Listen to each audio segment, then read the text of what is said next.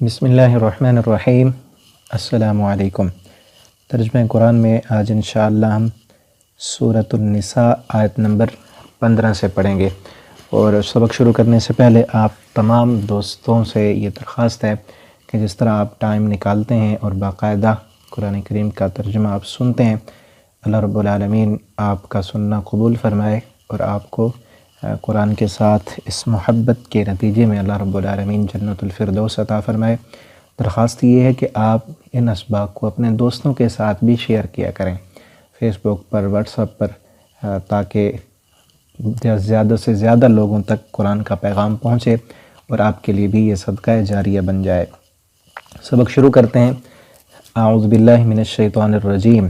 واللاتی، اور وہ عورتیں جو یأتینا آئیں، الفاحشۃ فحاشی کو، من نسائکم تمہاری عورتوں میں سے، کہ تمہاری عورتوں میں سے جو فحاشی کو آئیں، اور یہاں فحاشی سے مراد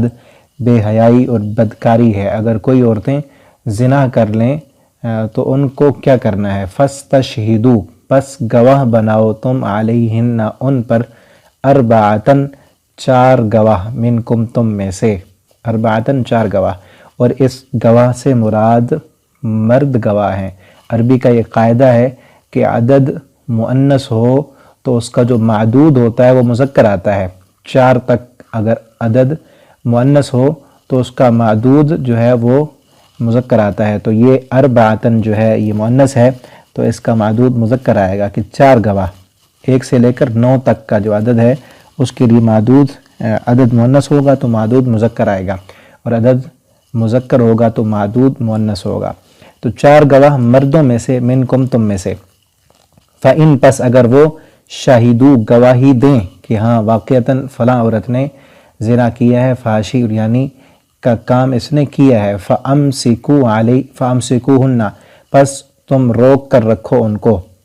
فَأَمْسِكُوا روک کر رکھو ان کو، فی البیوت گھروں میں، حتیٰ یہاں تک کہ یتوفاہن الموت فوت کر لے ان کو موت، اتنی دیر تک انہیں گھر میں بند رکھنا ہے، باہر نہیں جانے دینا، کیونکہ یہ دوبارہ یہ کام نہ کر لیں،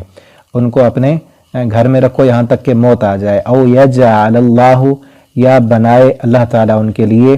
سبیلا کوئی اور راہ۔ اور یہ جو سزا ہے زنا اور بدکاری کی، یہ اس وقت ہے جب اسلام کا ابتدائی دور تھا، اور زنا کی جو متعین سزا ہے، رجم ہے، شادی شدہ زنا کرے، اور اگر کنوارا مرد یا کنواری عورت زنا کرے تو اس کے لیے 100 کوڑے ہیں۔ یہ اس سزا سے پہلے کی آیت ہے، وہ سزا بعد میں آئی، تو اس وقت کی یہ بات ہے۔ اور اس وقت چونکہ جو ہے نا شروع میں اسلام کا دور تھا تو آہستہ آہستہ جو ہے ان کو راغب کیا گیا، اور پھر یہ عارضی طور پر سزا تھی۔ اب جو ہے اب اگر کوئی زنا کرے بغیر شادی شدہ مرد یا عورت تو اسلامی سزا یہ ہے کہ اس کو 100 کوڑے مارے جائیں اور 1 سال جلاوطن کر دیا جائے، اور اگر جو ہے شادی شدہ مرد یا عورت زنا کریں تو ان کے لیے رجم ہے، پتھر مار مار کے ان کو رجم کر دیا جائے گا۔ اب آگے، واللذانی، اور وہ مرد، یأتیانہا جو آئیں اس کو، منکم تم میں سے، کہ اگر کوئی مرد یہ کام کر لیں، فآذوہما پس سزا دو تم ان کو، فإن تابا پس اگر وہ توبہ کر لیں، واصلحا اور وہ اپنی اصلاح کر لیں، فاعرضوا عنہما پس اعراض کرو تم ان سے۔ یہ بھی شروع اسلام کی بات ہے کہ ان کو بھی سزا دینی ہے۔ اور پھر یہاں جو اصل بات ہے نا، مقصد کی جو اصل سبق ہے سمجھنے کا، اللہ تعالیٰ فرماتے ہیں اگر وہ توبہ کر لینا گناہ کے بعد، فاعرضوا عنہما تم ان سے اعراض کرو، اب ان گناہوں کے چرچے نہ کرو، ان کو ہر وقت ذلیل نہ کرو کہ فلاں تو ایسا ہے، فلاں تو برا ہے۔ اور یہی جو ہے بات ہر گناہ پر ہم لے لیں کہ کسی بندے سے، ہم سب جو ہے انسان ہے، انسان خطا کار ہے، کسی ہمارے بھائی سے، کسی دوست سے، یا کسی ہمارے بچے سے کوئی گناہ ہو گیا ہے اور وہ اس گناہ پر شرمندہ ہے، نادم ہے، اور پھر ہم اس کو عار دلائیں اور اس کے گناہوں کے چرچے کریں، جس طرح میڈیا پر ان کو کوئی چیز آ جائے، نظر آ جائے، فلاں کو آج ایکسپوز کر دیا، فلاں کا چہرہ جو ہے نا وہ بے نقاب ہو گیا، فلاں کی حقیقت سامنے آ گئی۔ بھائی ہر بندہ گناہ گار ہے، نبی کریم صلی اللہ علیہ وسلم نے فرمایا من ستر مسلمن ستر اللہ لا، جو بندہ کسی بندے کا عیب اس کی پردہ پوشی کرتا ہے، عیب چھپا دیتا ہے، اللہ تعالیٰ بھی اس بندے کے عیبوں پر پردہ ڈالتے ہیں۔ تو گناہوں کو چھپانا چاہیے۔ یہاں پر بھی یہی کہا کہ اگر وہ توبہ کریں اور اپنی اصلاح کریں تو ان کے گناہوں کے چرچے نہ کرو، ان سے اعراض کرو، یعنی ان کا گناہ بھول جاؤ۔ ان اللہ، بے شک اللہ تعالیٰ، توابا رحیمہ، توبہ قبول کرنے والا اور رحم کرنے والا ہے۔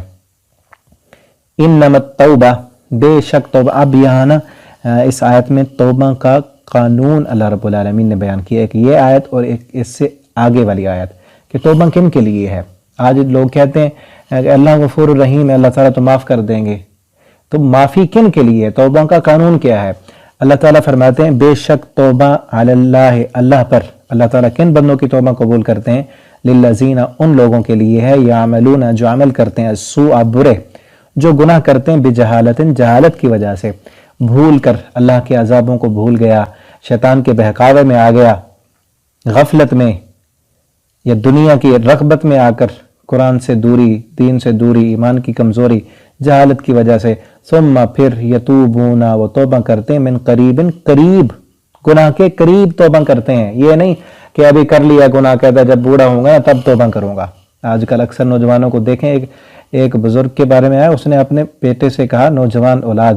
ان سے کہا کہ نماز پڑھا کرو، تو کہتے ہیں جب ابا تو بوڑھا ہے، تیری داڑھی سفید ہے، ہم بھی جب بوڑھے ہوں گے نا تو پڑھ لیں گے۔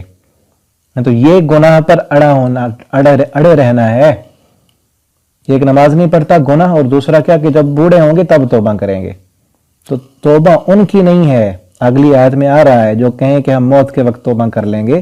توبہ ان کی ہے من قریب، جو جہالت کی وجہ سے گناہ ہوتا ہے اور فوراً نادم ہوتے ہیں کہ اللہ یہ نہیں کرنا چاہیے تھا، میں نے کر لیا، تو ہمیں معاف کر دے۔ تو اللہ رب العالمین ان لوگوں کو معاف کرتے ہیں۔ تو میرے بھائیوں، میری بہنوں، جتنے بھی سننے والے میرے شاگرد یا میرے پاس پڑھنے والے، سب سے، میری بات سننے والے سب سے میں کہتا ہوں کہ ہم انسان ہیں، گناہ ہو جاتا ہے، گناہ کا ہو جانا کوئی بڑی بات نہیں ہے، لیکن گناہ پر اڑ جانا، گناہ پر نادم نہ ہونا، معافی نہ مانگنا بہت بڑا جرم اور بہت بڑا گناہ ہے۔ اس لیے اگر گناہ ہو جائے تو فوراً معافی مانگیں، توبہ کریں، اللہ رب العالمین معاف کرنے والے ہیں۔ اور میرے لیے بھی آپ دعا کریں کہ اللہ رب العالمین میرے گناہوں کو معاف فرما دے، اور اللہ رب العالمین ہم سب کو اپنی مغفرت کا حقدار بنا دے، اور اللہ تعالی ہمیں جنت الفردوس عطا فرما دیں۔ قریب ہی توبہ کرتے ہیں، فَأُولَئِكَ، پس وہی لوگ، یہی لوگ جو ہیں جو گناہ کر کے فوراً توبہ کرتے ہیں، اللہ تعالیٰ فرمائے یتوب اللہ علیہم، توبہ قبول کرے گا اللہ ان پر، وَكَانَ اللَّهُ عَلِيمًا حَكِيمًا، اور ہیں اللہ تعالیٰ علم والے اور حکمت والے۔ اب اگلی آیت میں دیکھیں، وَلَيْسَتِ التَّوْبَةُ، اور نہیں ہے توبہ، لِلَّذِينَ، ان لوگوں کے لیے، يَعْمَلُونَ السَّيِّئَاتِ، جو عمل کرتے ہیں برے، حتیٰ یہاں تک کہ وہ گناہ کرتے رہے، برائیاں کرتے رہے، اذا، جب، حضر احدہم الموت، حاضر ہوتی ہے ان پر موت، موت کا وقت آتا ہے، قالا، تو کہتے ہیں وہ لوگ اس وقت، وہ کہتا ہے انی، بے شک میں، تبت الآن، اب توبہ کرتا ہوں، کہ جب دیکھ لیا کہ اب گناہ کی طاقت ہی ختم ہو گئی، ہڈیاں کمزور ہو گئیں، اب گناہ کی سکت ہی نہیں، اب کہتا ہے کہ میں توبہ کروں گا۔ وَلَلَّذِينَ، اور نہیں تھے وہ، یموتون، کہ وہ مریں، وہم کفار، مگر اس حالت میں کہ وہ کافر تھے، وہ کفر ہی کرتے رہے، گناہوں کی حالت میں ہی موت آئی ان پر۔ اولئک، اللہ تعالیٰ فرماتے ہیں یہی وہ لوگ ہیں، اعتدنا لہم عذابا علیما، جن کے لیے ہم نے تیار کر رکھا ہے دردناک عذاب۔ تو ان لوگوں کے لیے کوئی توبہ نہیں جو مرتے وقت توبہ کرے، موت کا نکارہ بج گیا، اب فرشتے کو دیکھ کر کہتا ہے کہ اب توبہ پہلے ہے، گناہ کے فوراً بعد جو توبہ کر لے تو اسی کی توبہ ہے۔ فارسی کا ایک شعر ہے نا، در جوانی توبہ کردن شیوائے پیغمبری، جوانی میں توبہ کرنا تو پیغمبروں کا شیوا ہے کہ جوانی میں توبہ کر لیں جب گناہ کی طاقت ہی۔ اور اقبال نے کہا تھا نا کہ جوانی میں ہی کر لے سجدے، کب کرے گا عبادت جب سجدے کی نہ ہوگی طاقت۔ انہوں جوانوں سے خطاب کر کے کہتے ہیں کہ اب جوانی میں ہی عبادت کر لو، توبہ کر لو، کب اللہ کے سامنے جھکو گے جب جھکنے کی طاقت ہی نہیں ہوگی۔ اکثر بزرگ جو ہے وہ بڑھاپے میں وہ پھر سجدہ نہیں کر سکتے، وہ کرسی پہ بیٹھ کے وہ نماز پڑھ رہے ہوتے ہیں۔